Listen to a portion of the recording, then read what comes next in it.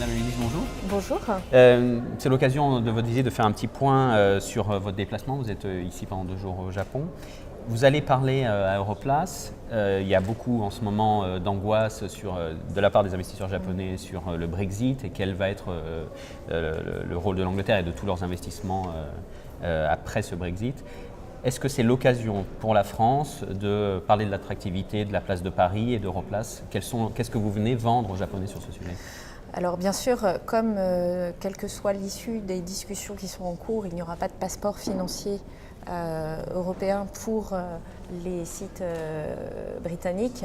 La question de l'attractivité des places européennes en matière financière est sur la table et la France et en particulier Paris a beaucoup à proposer aujourd'hui. Et c'est vrai que les récentes réformes qui ont été mises en œuvre rendent cette place beaucoup plus attractive qu'elle ne l'était. Je pense à la fois au sujet de fiscalité, mais également aux questions de droit du travail, puisque c'est un élément qui était souvent mis en avant par nos compétiteurs pour dire ne venez pas en France, venez chez nous, c'est beaucoup plus simple, beaucoup plus flexible, vous pourrez adapter vos activités en fonction du marché et donc vous replier s'il y a un problème et vous étendre si vous êtes en croissance. Aujourd'hui, on peut dire effectivement que nous avons une plateforme qui est extrêmement compétitive parce qu'on a levé ces éléments sur simplicité administrative, loi Pacte, fiscalité et droit du travail. Et en plus, nous avons l'avantage d'avoir un talent pool très profond à Paris et d'avoir déjà des activités qui sont présentes. Du coup, des banques américaines sont en train de considérer de vraiment faire de Paris leur première place. Donc ça a un effet très positif sur l'attractivité de la place parisienne. Et vous sentez déjà un écho chez les grands groupes financiers japonais? Vous pensez que ça peut être C'est possible? un écho qu'il va falloir approfondir parce que la distance fait qu'il faut répéter le message autour des réformes, autour du fait qu'elles sont irréversibles et qu'on compte bien continuer dans cette direction-là et qu'on est en train de mettre en place en France un écosystème extrêmement favorable aux investissements étrangers. D'accord. L'attractivité, ce n'est pas que le pôle financier.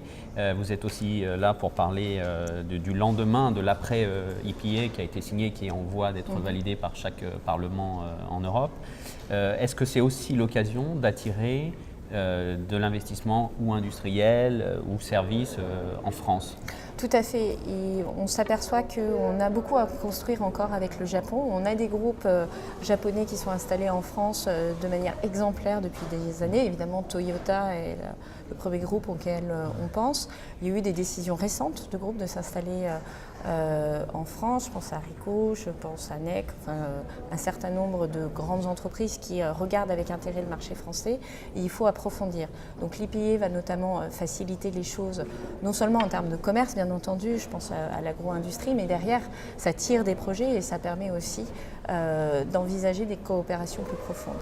Donc c'est de ça qu'on va essayer que je vais essayer de discuter avec un certain nombre d'acteurs industriels. Je viens de voir le patron de Nissan, je verrai le patron de la Fédération des industries électroniques dans quelques heures, mais également en allant concrètement sur le terrain pour voir comment des coopérations entre des PME françaises et des grands groupes japonais remportent des succès pour en fait un peu ouvrir la voie à d'autres coopérations.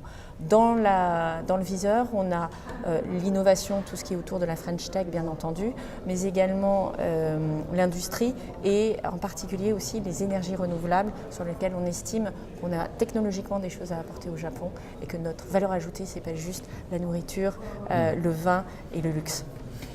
Le problème, c'est que les grands groupes français nous disent aussi qu'au-delà de l'IPA et des reculs, des baisses des barrières commerciales, il y a toujours en place au Japon des standards très japonais, très à part, qui leur ont permis d'exclure les étrangers d'un certain nombre de marchés. Est-ce que c'est quelque chose dont on peut discuter? Je parle, l'aéronautique c'est difficile, le marché de la défense c'est difficile pour les grands groupes français, on n'a pas d'énormes grands contrats ici.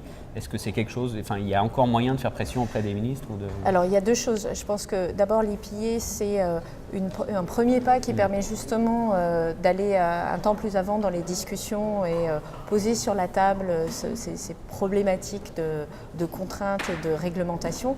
Et puis quand on a gagné un contrat avec un client japonais, l'avantage, c'est vu le niveau d'exigence du client japonais, ça crée en fait une crédibilité très forte et une référence pour conquérir toute l'Asie.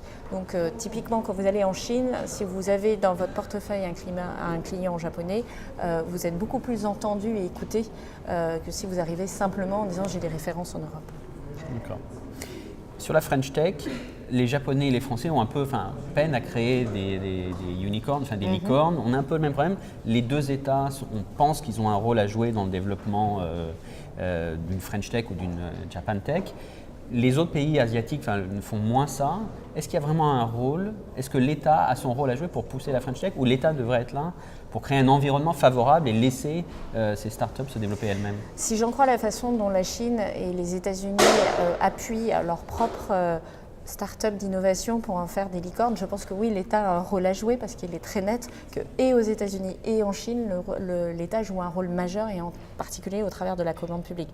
Donc au-delà de l'écosystème qui est favorable qu'il faut mettre autour de notre French Tech, et je pense que le Japon a la même stratégie autour de sa Japan Tech, il faut aller, je pense, un temps plus loin et être capable d'accompagner ces entreprises et notamment dans ce qui est pour nous le plus difficile, c'est le scalability, c'est la croissance, c'est le fait de passer des stades de taille critique, ce qui nous manque un petit peu encore en France. Merci beaucoup. Je vous remercie.